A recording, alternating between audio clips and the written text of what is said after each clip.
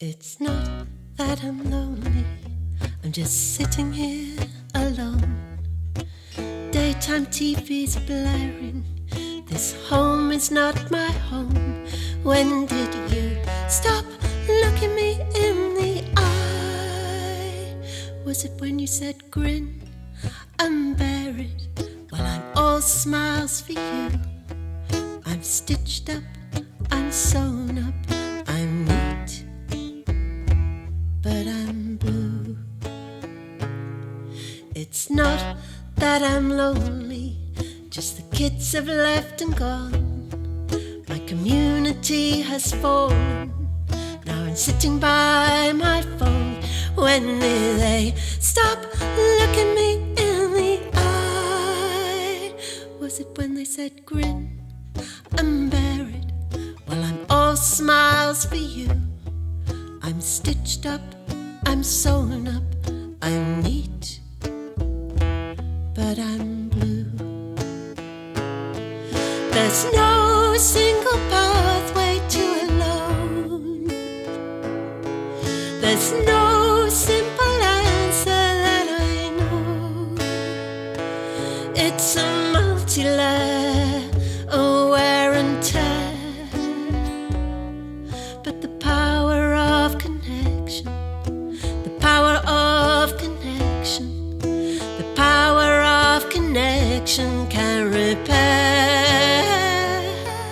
The power of connection, the power of connection, the power of connection can repair. It's not that I'm lonely, but I'm not welcomed in. Maybe it's just difference, or the color of my skin. When did you stop looking me in the eye? Was it when you said grin and bear it? Well, I'm all smiles for you. I'm stitched up, I'm sewn up, I'm neat, but I'm blue. It's time of great change. How are songwriters responding to society and politics? Girl be pink, boy be blue. No questions asked, just a straight ticket through. I'm so bored listening to your heteronormative points of view. I just want to smash patriarchy because the system is rigged for a hierarchy. I just want to smash patriarchy because the system is rigged for a hierarchy. I'm so bored with inequalities, gender pay gaps. Can't you see it's just girls be smiles attack, boys be strong. Stereotyping makes this journey very long. I just want to smash patriarchy because the system is rigged for a hierarchy. I just want to smash patriarchy because the system is rigged for a hierarchy. Don't get me wrong, I don't want to offend, though I'm constantly offended. So I will pick myself up and I will brush myself down and I will find my resilience. I just want to smash patriarchy because the system is rigged for a hierarchy. I just want to smash patriarchy because the system is rigged for a hierarchy. Welcome to the Possible Podcast. This is episode 5 of our first series. It's all about bringing creative thinking into arts and humanities research. I'm Paul Drury-Bradey, entrepreneur in residence, and I'm interested in community, collaboration, new connections, and making ideas matter. This episode examines songwriting and protest. It's all about the power of music and words to unite people around a common cause and build social impact. Has there ever been a more important time for protest song? I spoke to Nicky Rushton, a musician and songwriter, and also the protest songwriter in residence at Durham University. This unique position meant her working with academics, postgrads, researchers, students and community groups around the uni. And it was around 4 themes. I think we've spoken to Catherine, and the 4 themes were violence and abuse, community and social justice, higher education and social inequality, health and social theory. So I was to just go and talk to all the academics who work in those fields and dissemble their language and try and break it down and make it sort of more understandable. It was quite frightening because I was a little bit scared of academia. I just thought, oh my God, I'm just going to feel totally intimidated. But I realised that if that's how I felt, then I wasn't understanding them. And I needed to be able to understand them to be able to write what they were talking about. So then basically I had to create a musical voice to their research. You sort of realise you're working with the head and I work with the heart.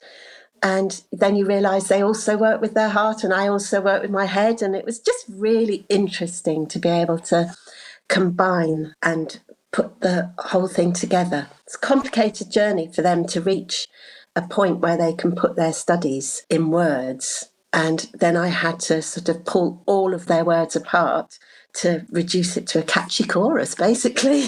I asked Nicky if there was something special about doing this work in Durham. I mean, I've lived here nearly all of my life.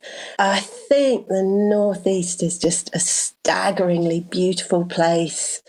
It's harsh, it's beautiful, it's giving, and its history creates a backdrop. And I think if you're going to write protest songs, you can't really get a better backdrop than the North East, in my opinion. I mean, it's very industrial, the whole area. It's built on shipbuilding and mining. I sort of lived through the 80s where I saw it being systematically destroyed by the Thatcher government. There's just a lot to write about because I live in Newcastle. To go down to Durham was, I started to realise as a city, I just found the buildings really interesting. And then I went to visit Ross Forbes from the Mining Institute. I don't know if you've been there, Red Hills. It's absolutely incredible. I don't know if you've met Ross, but he took me on a tour and I just walked out of there just totally and utterly blown away by the history of the miners. And he's a very passionate man and he just gave such an interesting talk to me. And you just realise that coal was gold for the rich, basically, that Durham and its amazing buildings have been built on the backs and shoulders of the miners and their families. I sort of feel that everyone who comes to Durham as a visitor, like as a student maybe, should really go and be grounded, literally grounded, to find out what the history of Durham is all about. I wanted to explore the impact of this work. It's quite a hard question because I feel like maybe other people should answer that. For me, it was really nice to bring people together. And I suppose everybody feels like you're on your own track when you're sort of like really studying one specific thing. You're really on a track. It's just interesting for me how much they all joined together. So I talked to somebody sort of as an individual about what they were doing, and I'd speak to somebody else, and I could see all the crossovers, and I found that really interesting. I enjoyed bringing creativity into the world of academia. Oh, I also work with staff choir. So on a Friday, I'd go and meet. So I also met lots of other staff from different faculties. About 4 or 5 of them came and joined and did some singing with me, so I wasn't on my own singing the protest songs at the end. I wrote a song called Freedom, which was just from a poem that I picked up from a book by a woman called Shamin Razak, and it was beautiful. So I wrote a song. It only took about 10 minutes, but I just had to put it in because it felt part of the process. And I wrote a song for the staff as well, who I recognised to be amazing. I had a meeting with them and we discussed the words that come through from, the academics and the words that come through to them. And I wrote a song for them called The Backbone.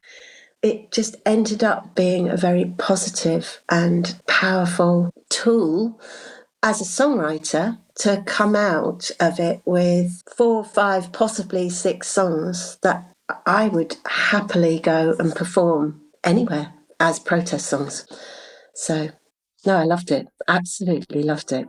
Clearly powerful stuff. I wanted to know more about what inspired this project. I'm Catherine Donovan. I'm Professor in Sociology and I'm Head of Department in Sociology. A lot of the research that gets done in the Department of Sociology is absolutely about issues of social justice, social change, and listening to the voices of people who are marginalised and giving voice really to those voices. So I thought perhaps we could start a project that was about inviting protest songwriter to come and work with us. We've got 4 research groups in the department. One is on violence and abuse, one is about health, one is about communities and social justice, and the 4th is about higher education.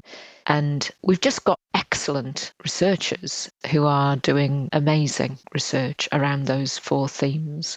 And there are some other people who don't neatly fit into those themes who are also doing research, but those are the 4 that we thought we would like to showcase and invite protest songwriter to come and work with us, to talk to people about the research that they do and to talk to students about what they're learning. We originally thought that she might be able to write 4 songs for us.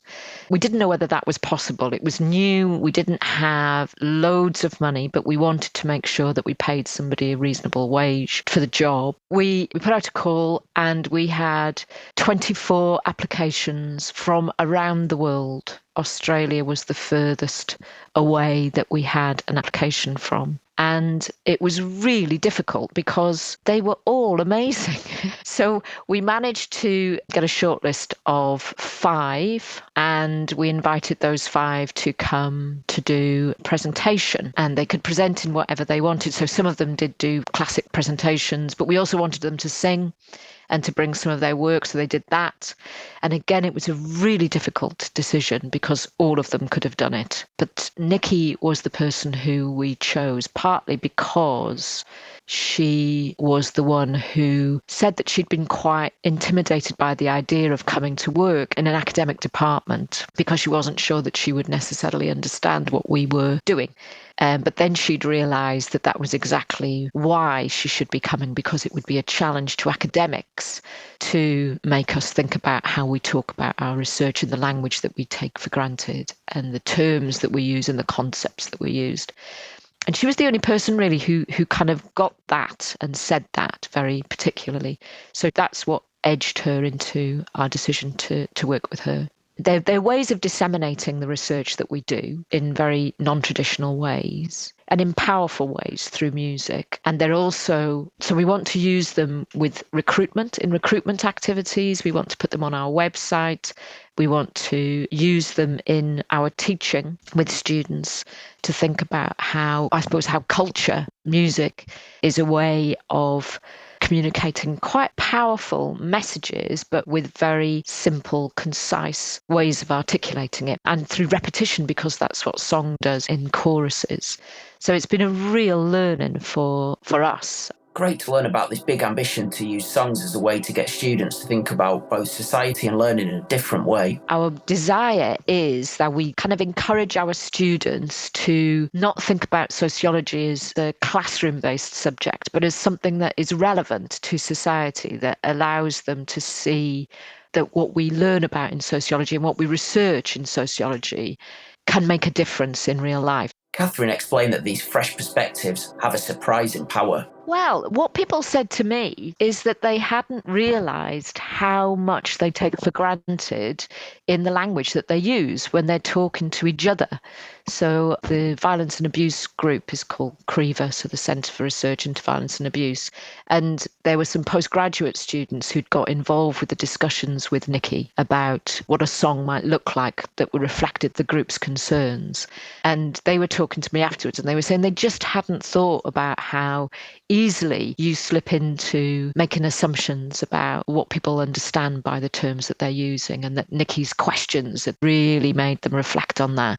And I think quite a lot of colleagues had that experience of just realising how much we take for granted, and that if we're going to try, and that's what we want to do, is to disseminate our research messages, not just to other academic audiences or to powerful stakeholders in society, like the government or a particular government department or the police or whatever, but to everybody, to the public. Then we do have to think about the language that we use. So, Catherine told me that the COVID-19 pandemic could signpost a new way for society to shape itself, and the future protest song would reflect that in some new and maybe unknown ways. I wonder, though, whether another thing that we have refound during this virus is just our sense of community and how connected we are and how interdependent we are on each other.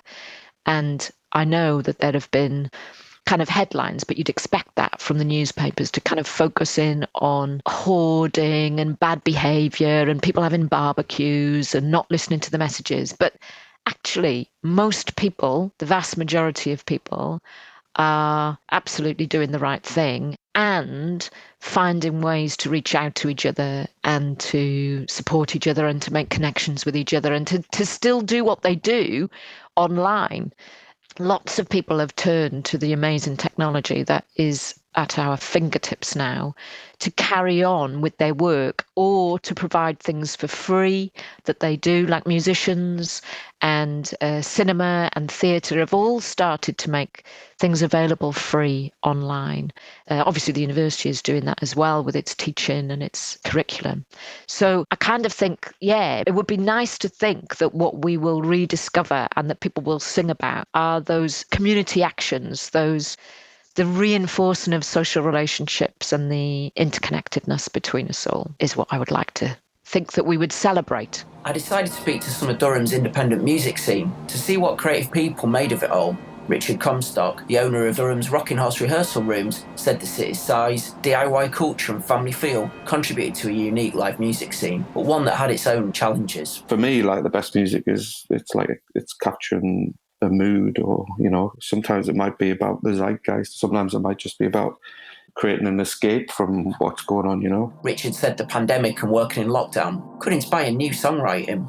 I was reading something about the Spanish flu and the works of art and things, what happened while people were kind of escaping Spanish flu or stuck in a room on their own. People create things, so there's going to be a lot of interest in new things written, songs written and books created, all sort of stuff, while people are stuck with nothing else to do.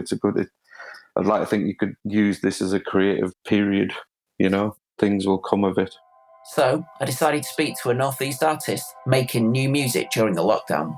My name's Jane Dent. I am a musician and artist. I make some visual art stuff, but mostly it's sound art or kind of installation work if it's in a kind of gallery context.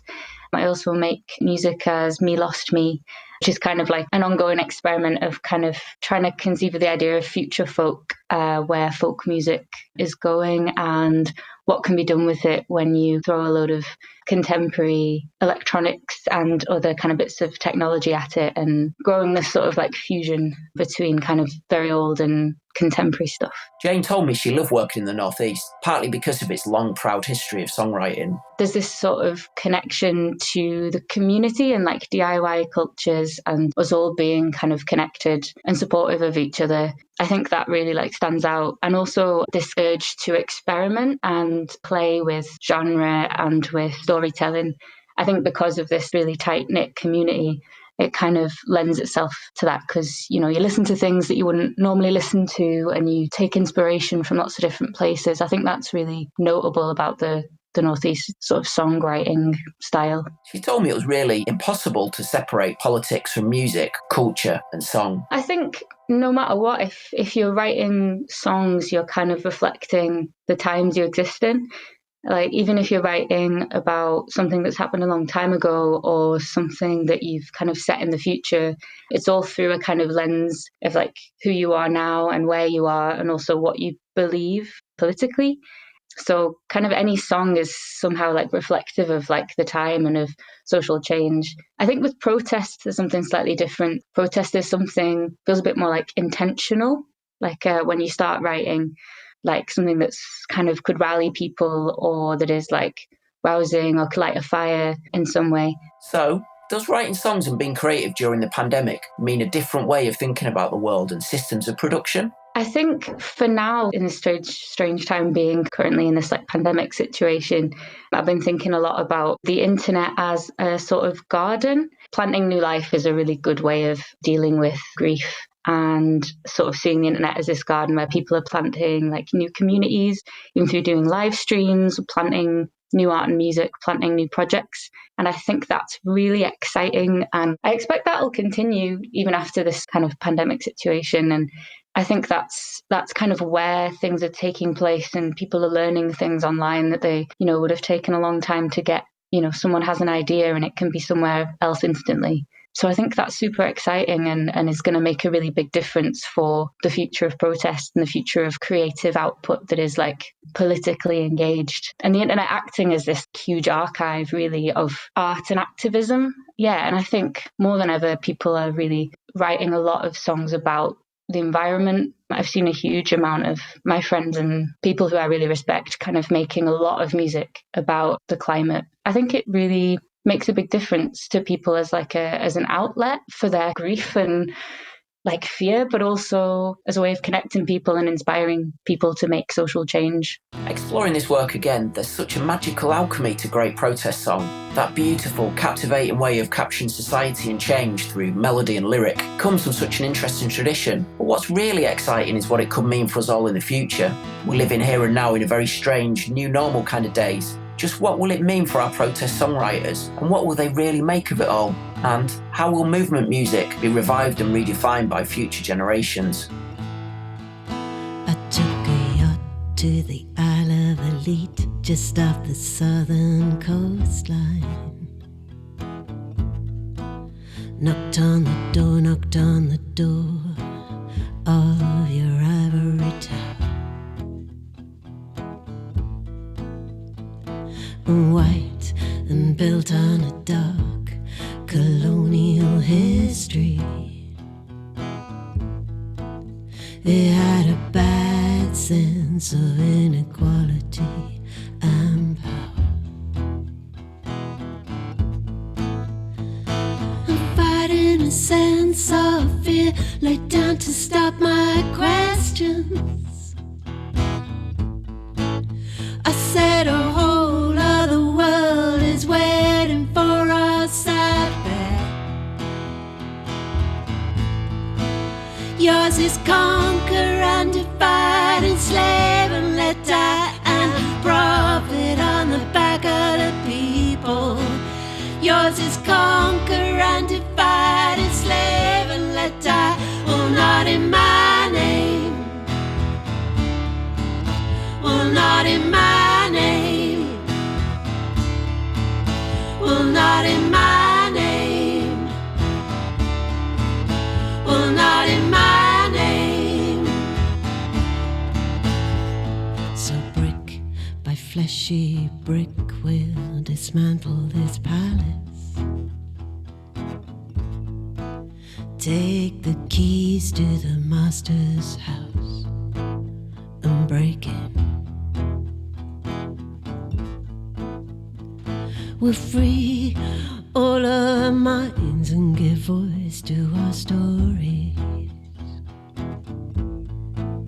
Then we'll share a little love and share a little glory. So I'm fighting the sense of fear, laid down to stop my questions. I said a whole other world is waiting for us out there. Yours is conquer and divide, enslave and let die, and profit on the back of the people. Yours is conquer and divide, enslave and let die. Well, not in my name. Well, not in my name. Well, not in my name. Well, not in my name. Well, not in my name. Well, not in my